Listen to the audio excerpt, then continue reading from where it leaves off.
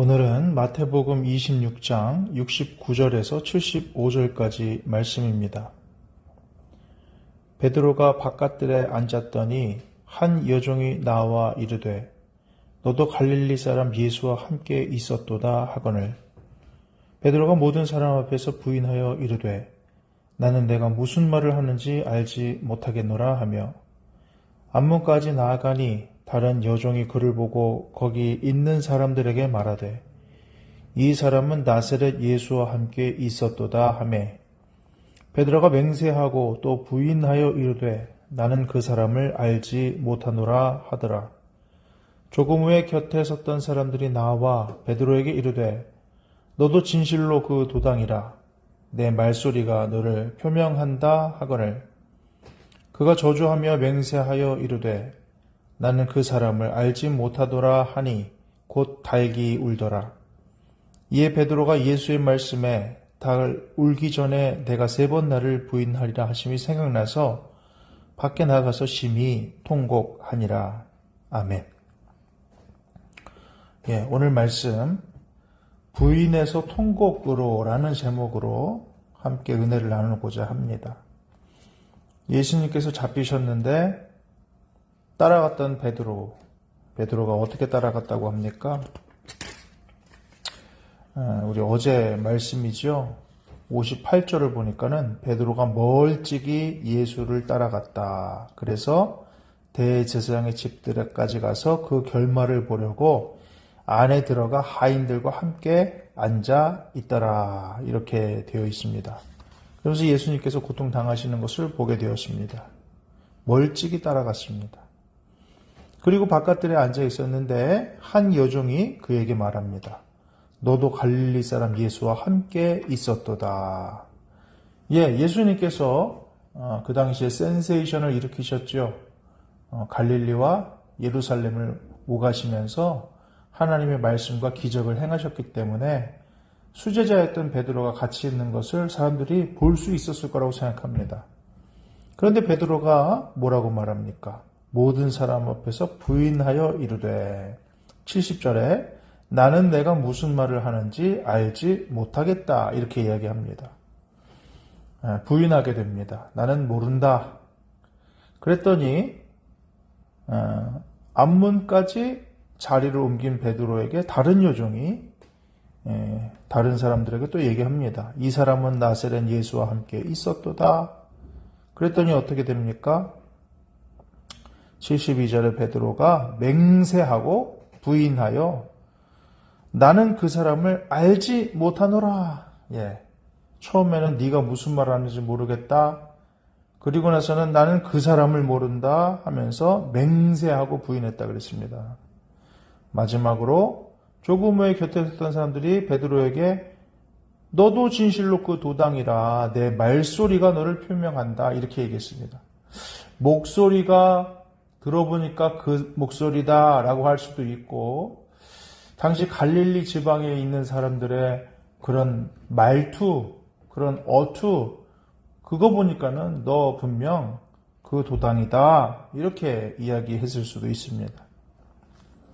자, 그랬더니 베드로가 어떻게 합니까? 74절에 저주하고 맹세했다. 나는 그 사람을 알지 못하노라. 말은 같은데 강도가 어떻게 돼요? 처음엔 부인했습니다. 그리고 맹세하고 부인했습니다. 마지막에는 저주하고 맹세했다. 하나님 앞에 믿음으로 반응하지 못할 때 상황이 점점 악화되는 것을 보게 됩니다. 거짓말하는 거죠. 핑계대고 거짓말하게 될 때 우리는 일이 더 꼬여가는 것을 경험하지 않습니까? 우리는 당장 그 상황, 그 사람과의 관계, 그것만 넘어가려고 너무 쉽게 거짓말합니다. 그런데 처음부터 정직했다면 그렇게 말을 꾸며낼 필요도 없고 점점 더 강해지는 공격 앞에서 스트레스 받을 일도 없지 않겠습니까? 그런데 이 두려움이 믿음을 압도하다 보니 결국은 실족하게 되었다는 것입니다. 어릴 적에 피아노 배우다 보면 크레센도라는 그런 기호가 나오는데 그게 점점 크게, 소리를 점점 크게 하라라는 뜻입니다. 지금 현재 하나님의 말씀 앞에 정직하지 못하면 우리를 위협하는 소리는 점점 커지고 우리 역시 핑계를 점점 크게 댈 수밖에 없는, 점점 더 크게 거짓말할 수밖에 없는, 내가 사랑하는 주님을 처음에는 부인했을지라도 나중에는 저주하며 맹세할 수밖에 없는 그런 상황에까지 몰릴 수 있다. 지금 내가 이 작은 영적 전쟁에서 승리하지 못하면 더 큰 대가를 지불해야 된다. 그래서 우리말에 그런 말이 있지 않습니까? 호미로 막을 거 가래로 막는다. 우리 살다 보면 그런 경우가 많아요. 호미로 막을 거 그냥 호미로 막을 수 있기를 바랍니다. 자꾸 거짓말하고 타협하고 뒤로 물러서면 나중에는 감당이 어렵습니다. 사랑하는 여러분, 오늘 하나님께서 여러분에게 말씀하실 수 있어요. 너 그거 믿음으로 감당해야 된다. 자꾸 미루고 자꾸 핑계대고 자꾸 거짓말하지 마십시오. 자꾸 타협하지 마십시오. 호미로 막을 거 가래로 막게 되고 점점 우리를 향한 압박은 커져 결국은 실족하게 될 수 있다. 영적 전쟁을 포기할 수밖에 없는 그런 때를 맞이할 수 있다라는 것이죠. 자, 이에 베드로가 예수의 말씀에 닭 울기 전에 내가 3번 나를 부인하리라 하심이 생각났다 그랬어요.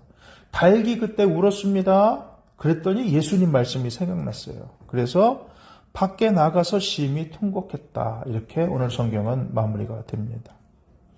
닭이 우는 것은 어떻게 보면 당연한 것이죠. 새벽이 오니까 닭이 우는 건 당연합니다. 뭐 이상하지 않아요. 그런데 중요한 건 뭐냐? 닭이 울었을 때 그것이 예수님의 말씀과 연결돼서 주님 말씀이 생각났다. 이게 중요합니다. 이게 성령의 음성이 되는 겁니다. 여러분, 오고 가는 여러 가지 음성이 있고 우리가 보고 듣는 여러 가지 것들이 있지만 다른 사람은 여상하게 듣는 것이라 할지라도 어느 순간 그것이 나에게 주님 음성과 연결된 성령의 도구가 될 수도 있는 것입니다. 그날 달 우는 소리를 얼마나 많은 사람이 들었겠습니까? 아무렇지도 않았을 거예요. 아, 때가 되니까 울었구나. 아무렇지도 않았을 겁니다. 오직 베드로만 마음에 찔림을 받는 거예요. 하나님 말씀이 생각나서. 여러분, 이게 뭐예요? 은혜입니다. 하나님께서 역사하시는 은혜 가운데로 베드로가 아직까지 붙잡혀 있다는 것을 우리에게 알려줍니다. 이게 소망이죠. 베드로가 지금 뭘 잘한 게 아무것도 없어요. 멀찍이 쫓아간 것만 해도 훌륭한 일이긴 하지만 그게 그렇게 또 대단한 건 아닙니다. 그런데 그 대단할 것 없는 인생을, 그 하나님을 부인하고 부정하는 그 인생을, 배신하고 배반하는 그 인생을 여전히 성령의 은혜로 붙들고 계시다. 말씀의 은혜로 붙들고 계시다. 이것이죠.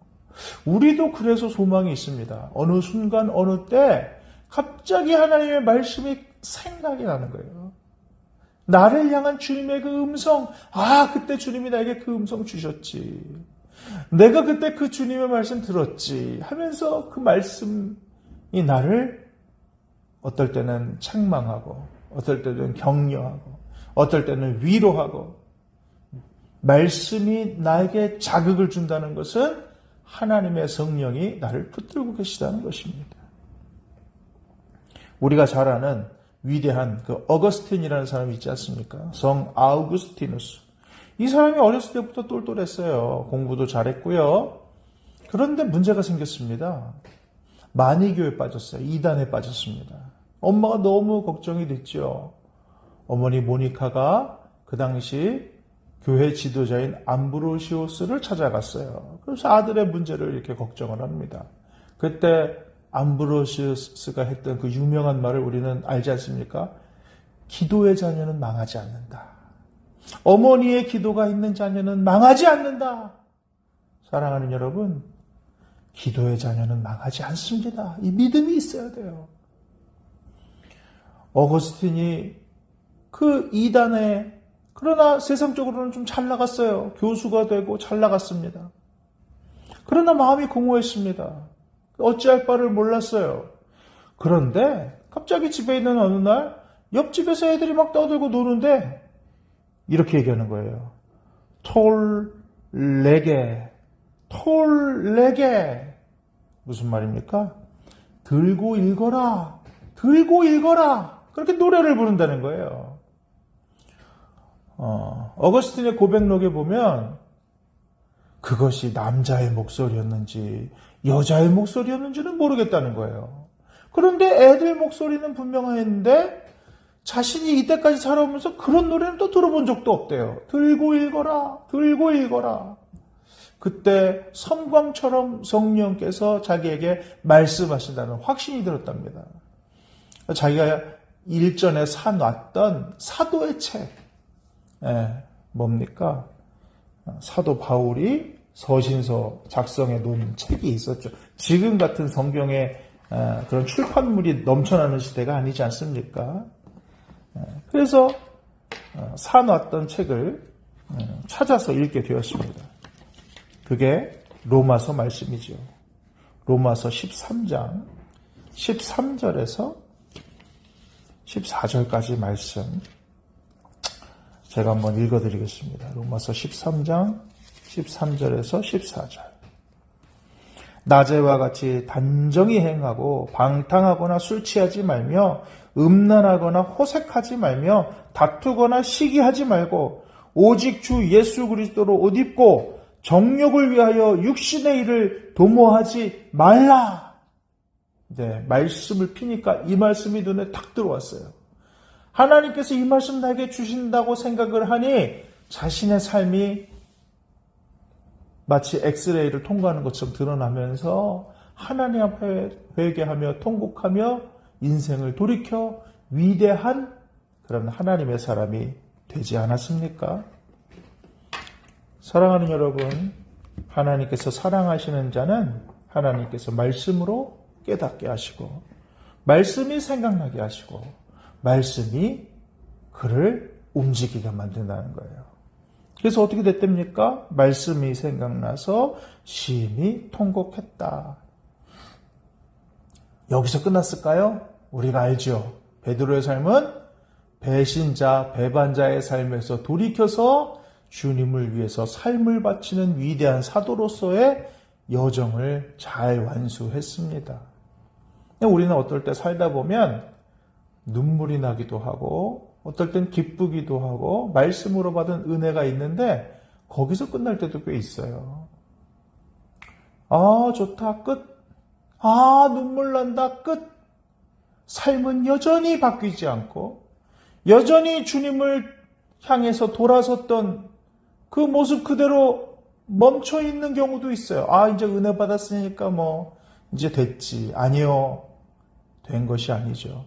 통곡했으면 그러면 그 다음에 어떻게 할 것이냐. 하나님께서 우리에게 말씀하시는 거 아니겠습니까? 감정에만 취하지 말고 주님 주시는 자극이 내 삶을 바꿀 수 있도록 내 삶을 드릴 수 있어야 되는 것입니다. 그때 비로소 하나님의 은혜가 온전히 은혜 되지 않겠습니까? 그래서 오늘 말씀 부인에서 통곡으로 라고 말씀을 이렇게 제목 지어 보았습니다. 사랑하는 여러분, 베드로 같은 사람, 그 놀라운 기적을 체험하고 하나님의 은혜를 체험한 사람도 상황이 그렇게 되니까 부인하고 저주하고 맹세해서 주님을 배반할 수 있었습니다. 우리도 그럴 수가 있잖아요. 별거 아닌 거 가지고 주님을 얼마나 배반합니까? 그러나 초장에 두려움을 이기는 믿음을 가지고 나갈 때 실족하지 않을 수 있다. 우리를 자신을 점검해서 과연 내 안에 두려움이 큰가 믿음이 큰가 늘 확인해 봐야 됩니다. 살다 보면 두렵고 살다 보면 불안하고 답답하고 그러나 무엇보다도 믿음이 가장 클 수 있기를 주님의 이름으로 축복합니다. 믿음이 가장 커야 돼요. 모든 두려움, 모든 불안, 모든 답답함이 있을 수 있어요. 그러나 저와 여러분에게는 가장 큰 것이 믿음이 될 수 있기를 주님의 이름으로 축복합니다. 믿음이 이깁니다. 믿음이 이기네. 믿음이 이기네. 주 예수를 믿는 믿음이 이깁니다. 믿음으로 승리할 수 있길 바라요. 또요, 말씀으로 깨닫게 하실 때 우리는 아직 버림받지 않았습니다. 성령의 은혜가 있는 것입니다. 그 말씀이 우리를 붙들고 있는 것입니다. 그리고 우리를 눈물나게 하고 기쁘게 하고 이것이 하나님 말씀이구나 생각되었을 때 그것을 붙들고 통곡의 자리에만 머물지 말고 내가 가던 그 배반의 자리를 돌이켜서 하나님 기뻐하시는 소망의 자리로 갈 수 있는 저와 여러분 되시기를 주님의 이름으로 축복합니다. 기도하겠습니다. 사랑하는 주님, 믿음이 흔들리고 주님을 부인하려는 순간마다 달개 울음소리 같은 주님 말씀 들리기를 원합니다. 죄를 거듭짓기 전에 속히 회개하고 주님의 긍휼 앞에 엎드리게 하옵소서. 강팍해진 심령을 흔들어 깨워 다시 사명의 자리로 부르시는 사랑의 주님을 이제는 굳건히 붙들게 하여 주옵소서. 감사드리며 예수님의 이름으로 기도하옵나이다. 아멘.